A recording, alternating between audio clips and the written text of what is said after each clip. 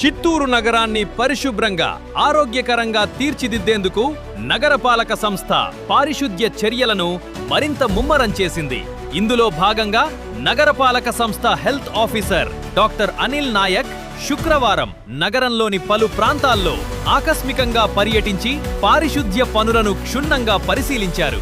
MSR circle, Mittur తదితర ప్రాంతాల్లో జరుగుతున్న శుభ్రత పనులను పరిశీలిస్తూ పారిశుద్ధ్య సిబ్బందికి పలు కీలక సూచనలు చేశారు. ఎంఎస్ఆర్ సర్కిల్ పరిసరాల్లోని మురుగునీటి కాలువలను పరిశీలించిన డాక్టర్ అనిల్ నాయక్ కాలువల్లో పెద్ద ఎత్తున పేరుకుపోయిన plastic water bottles, pills, plastic కవర్లు, ఇతర ఘన వ్యర్థాలను వెంటనే తొలగించాలని సంబంధిత పారిశుద్ధ్య సిబ్బందిని ఆదేశించారు. కాలువల్లో చెత్త పేరుకుపోవడం వల్ల నీటి ప్రవాహానికి ఆటంకం ఏర్పడుతుందని, వర్షాకాలంలో నీరు నిల్వ ఉండే ప్రమాదం ఉందని, తద్వారా దోమలు వ్యాప్తి చెంది ప్రజారోగ్య సమస్యలు తలెత్తే అవకాశం ఉంటుందని ఆయన పేర్కొన్నారు. అనంతరం మిట్టూరు ప్రాంతంలో పర్యటించి అక్కడి మురుగునీటి కాలువలు, వీధుల పరిశుభ్రతను ఆయన పరిశీలించారు. ఎక్కడ కాలువల్లో చెత్త పేరుకుపోకుండా ఎప్పటికప్పుడు శుభ్రపరిచే చర్యలు చేపట్టాలని, కాలువల్లో మురుగు సాఫీగా ప్రవహించేలా ప్రత్యేక శ్రద్ధ తీసుకోవాలని సిబ్బందికి సూచించారు. వర్షాకాలాన్ని దృష్టిలో ఉంచుకుని అన్ని ప్రాంతాల్లో ముందస్తు చర్యలు తీసుకోవాలని, ప్రజలకు ఎలాంటి అసౌకర్యం కలగకుండా పారిశుద్ధ్య పనులు నిరంతరం కొనసాగించాలని ఆదేశించారు. ఈ సందర్భంగా నగర ప్రజలకు కూడా హెల్త్ ఆఫీసర్ పలు సూచనలు చేశారు. ప్లాస్టిక్ వాటర్ బాటిల్స్, కవర్లు, ఇతర వ్యర్థాలను వినియోగించిన తర్వాత రోడ్లపై లేదా మురుగునీటి కకాలువల్లో వేయకుండా తప్పనిసరిగా చెత్తబుట్టల్లో వేయాలని ఆయన కోరారు. ప్రతి ఒక్కరూ తమ పరిసరాలను పరిశుభ్రంగా ఉంచే బాధ్యతను గుర్తించి నగర పరిశుభ్రతకు సహకరించాలని విజ్ఞప్తి చేశారు. పారిశుద్ధ్యం అనేది కేవలం మున్సిపల్ సిబ్బంది బాధ్యత మాత్రమే కాదని, ప్రజల సహకారం కూడా ఎంతో అవసరమని డాక్టర్ అనిల్ నాయక్ అన్నారు.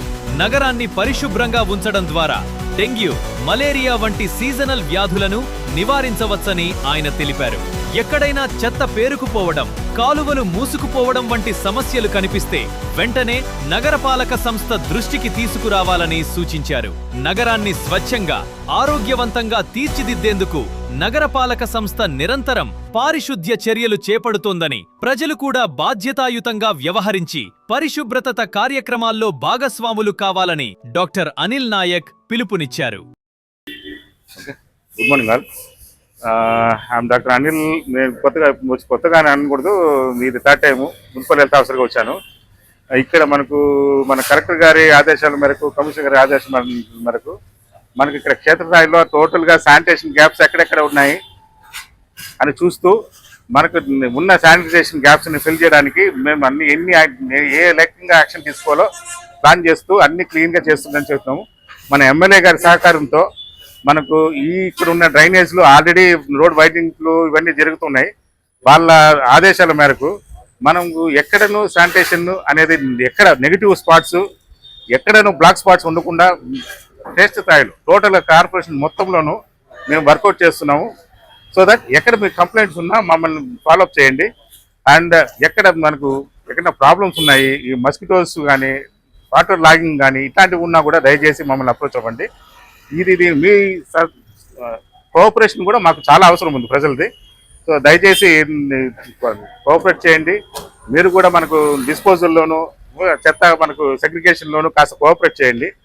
Thank you. ఒక విజ్ఞప్తి అండి, మనకు యాక్చువల్గా రావడం వచ్చేది వర్షాకాలం వస్తూ ఉంటుంది. రైన్స్, స్టామ్ వాటర్ వల్ల మనకు ఫిల్ అవుతుంటుంది. కాబట్టి దయచేసి ఎక్కడెక్కడ ప్లాస్టిక్ బాటిల్స్ ఎక్కడ చేసినా అక్యుములేషన్ ఎక్కువైపోతుంది. దీనివల్ల మనకు చోకింగ్ పాయింట్స్ ఎక్కువైపోతున్నాయి ఎక్కడంటే అక్కడ. సో డ్రైనేజ్ చోకింగ్ పాయింట్స్ అయ్యాయంటే కొద్దిపాటి వర్షం పడినా కూడా మనకు రోడ్ల మీద నీళ్ళు వచ్చేస్తున్నాయి. కాబట్టి దయచేసి డిస్పోజబుల్ ప్రాపర్గా చేయండి. ఈ ప్లాస్టిక్ అనేది ఒక్కసారి అరిగిపోయే వస్తువు కాదు. ఇది లైఫ్ లాంగ్ మనల్ని అడ్డు చేస్తూనే ఉంటుంది, మన డెవలప్మెంట్ని ఎరగనికుండా చేస్తూ ఉంటుంది, అండ్ పొల్యూషన్ కాజ్ చేస్తుంది. దయచేసి అండ్ మెయిన్ ఇప్పుడు చెప్పినట్టు చోకింగ్ పాయింట్స్ దగ్గర అక్యుములేట్ అయిపోయి మనకి చాలా ప్రాబ్లం చేస్తుందండి. దయచేసి మీరు కాస్త కోఆపరేట్ చేయాల్సి వస్తుంది.